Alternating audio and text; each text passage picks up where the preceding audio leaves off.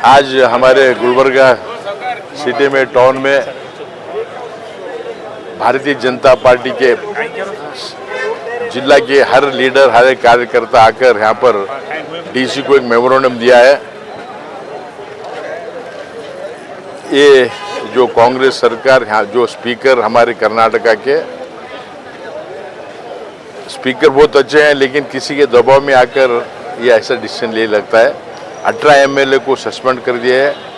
ये प्रजाप्रभुत्व और डेमोक्रेसी के अगेंस्ट है। इसको हम कंडेम करते, कंडेम करने के लिए हमने आए हैं। 4% ಮೈನಾರಿಟಿಗೆ ಇದು ಅನ್ಕಾನ್ಸ್ಟಿಟ್ಯೂಷನಲ್ ಅದ ಈ ಸತಿ ಎಲ್ಲರೂ ಜಿಲ್ಲಾ ಅಧ್ಯಕ್ಷ ನಮ್ಮ ಸಚಿವರು ತಗೊಂಡು ಸಂವಿಧಾನ ಖಿಲಾಫ ಯಾವಾಗ ಇದು ಒಂದು ನಿರ್ಣಯ ತಗೊಂಡಿದ್ದಾರೆ। ಮೈನಾರಿಟೀಸ್ನಾಗ ಬೇರೆ ಬೇರೆ 4-5 ಕ್ಯಾಸ್ಟ್ಗಳು ಬರ್ತಾವೆ, ಅವ್ರಿಗೆ ಬಿಟ್ಟು ಓನ್ಲಿ ಮುಸ್ಲಿಮ್ದವ್ರಿಗೆ ಅವ್ರಿಗೆ ಕೊಟ್ಟು ಅವ್ರಿಗೆ ಹೊಲಿಸಿ ಅವ್ರಿಗೆ ಮನ್ಸು ಕದ್ಲಕ್ಕೆ ವೋಟ್ ಬ್ಯಾಂಕ್ ಸೆಲೆಕ್ಟ್ ಅವ್ರು ಮಾಡ್ತಾ ಇದ್ದಾರೆ। ಅದಕ್ಕೆ 100% ಭಾರತೀಯ ಜನತಾ ಪಾರ್ಟಿ ಅದಕ್ಕೆ ಖಂಡಿಸ್ತಾರೆ। ಎರಡನೇದು 18 ನಮ್ಮ ಶಾಸಕರಿಗೆ ಏನು ಸಸ್ಪೆಂಡ್ ಮಾಡಿದ್ದಾರೆ ಅದನ್ನು ಅನ್ಕಾನ್ಸ್ಟಿಟ್ಯೂಷನಲ್ ಅದ। ಈ ಥರ ಮಾಡಲಿಕ್ಕೆ ಬರಲ್ಲ। ಕಾಂಗ್ರೆಸ್ ಅವರು ಹೆದರ್ಕೊಂಡಿದ್ದಾರೆ, ಅವರು ಈಗೆಲ್ಲ ಅವರು ಇನ್ ಫೈಟಿಂಗ್ನಾಗ ಅದಕ್ಕೆ ಗುಮ್ರಾ ಮಾಡ್ಲಿಕ್ಕೆ ಕನ್ಫ್ಯೂಸ್ ಮಾಡ್ಲಿಕ್ಕೆ ಕರ್ನಾಟಕನಾಗ ಒಂದು ಬೇರೆ ಒಂದು ವಾತಾವರಣ ಹುಟ್ಟಲಿಕ್ಕೆ ಅವ್ರಿಗೆ ಸಸ್ಪೆಂಡ್ ಮಾಡಿದ್ದಾರೆ।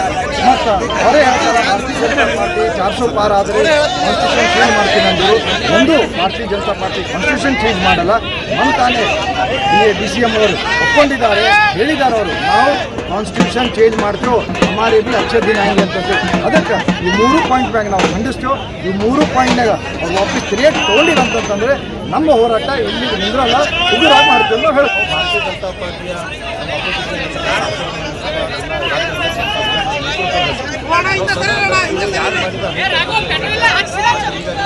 ಕೊಡಬೇಕಂತಕ್ಕಂಥ ನಾವು ಹೋರಾಟ ಮಾಡ್ತಾ ಇದ್ದೇವೆ। ಅದ್ರ ಜೊತೆಯಲ್ಲಿ 4% ಏನು ಮೈನಾರಿಟಿ ಬಿಲ್ ಏನು ತೊಗೊಂಡು ಬಂದಿದ್ರು ಇದು ಆಗಬಾರ್ದು ಅಂತಕ್ಕಂಥ ನಮ್ಮ ಹೋರಾಟ ಇತ್ತು।